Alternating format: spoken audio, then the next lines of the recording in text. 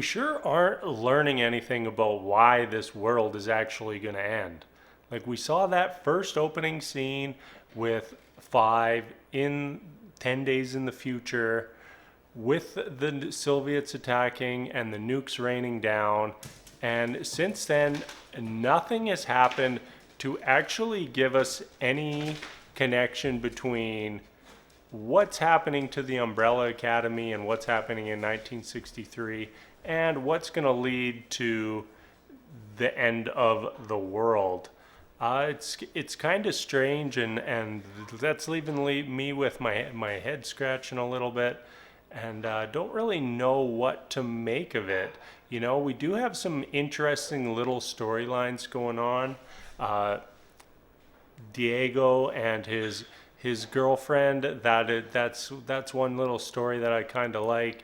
You know, she seemed like there was a little bit more to her than meets the eye. You know, why can she just kick everybody's ass?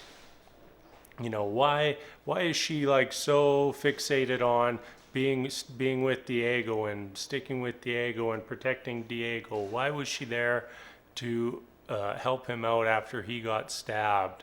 All those things, and you kind of get the answer when at the end of the episode tonight she leaves Diego and goes to meet up with her mummy, who happens to be the handler.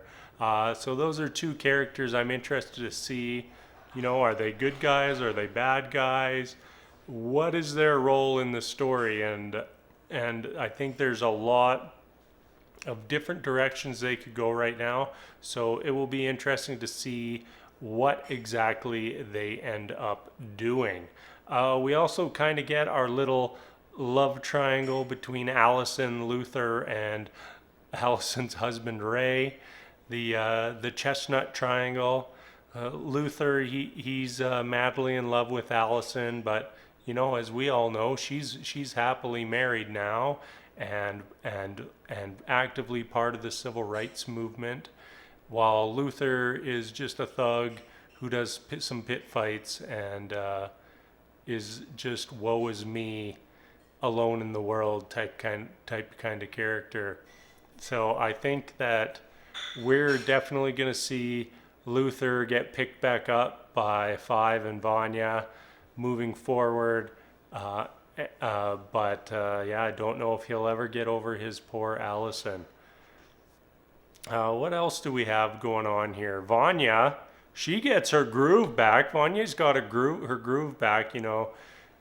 She ends up stealing her people she lives with station wagon, then almost getting killed by the Swedes, and then right as the one Swede had her dead to rights, boom, Vanya is exploding half a cornfield, and I think we now all know where crop circles come from. There, whenever Vanya gets mad and goes into a field and just screams real loud, instant crop circle. I was hoping that, you know, her whole gaining her memories back and whatnot was just going to kind of keep moving along, but we actually didn't get to see her get any memories back. You know, she links up with Five and was pretty open to him being her little brother, versus with Luther, where she was not very receptive to it at all. So that was kind of interesting to me. And now we have Vanya and Five. They're together. They're together, and maybe they'll just team up and leave the rest behind to go stop the world. I like the Klaus storyline as well.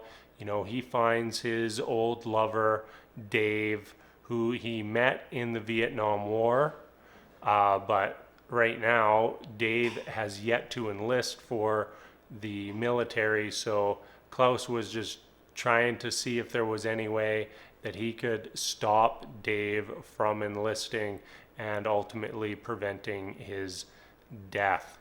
I think that's about it for episode 3. We didn't get to see anything from dear old Dad today. Not too much from the commission outside of the handler being out and about in the world and making a kid pee his pants. And we're really taking our time getting the gang all together. We did see Allison use her power, and I thought it was weird that her husband was just like, why did you say that to him? How did you do that? That's impossible. Like he instantly knew something fishy was up, and that was kind of weird. And we even had a flash of that earlier, so not sure what's going on there. But yeah, I think that's it for episode 3. I'll be back soon with some more recaps, and until then, we will see you later.